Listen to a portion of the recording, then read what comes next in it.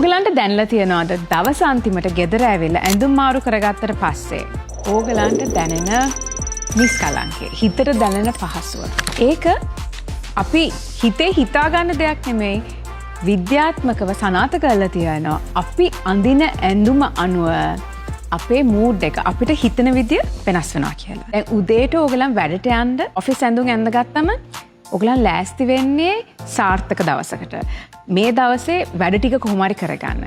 but උදේට නැගිටලා ඇඳුම් මාරු කරලා ආයෙත් පිජාම එකක් හරි නයිට් එකක් හරි එහෙම ඇඳගෙන හිටියොත් එදා දවසේ එතකොට වැඩ කරගන්න වෙන්නේ නැහැ. ඒතර අපේ ඇඟ දන්නවා නෑ මම අද රෙස්ට් කරන්නේ රිලැක්ස් කරන්නේ කියලා.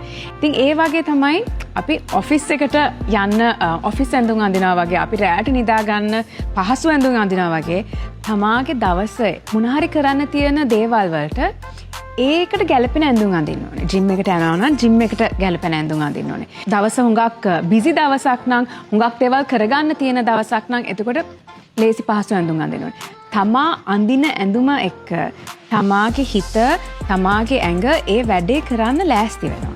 එතකොට ඒක අපි හිතන දෙයක් නෙමෙයි මේක විද්‍යානුකූලව සනාථ වෙච්ච දෙයක්.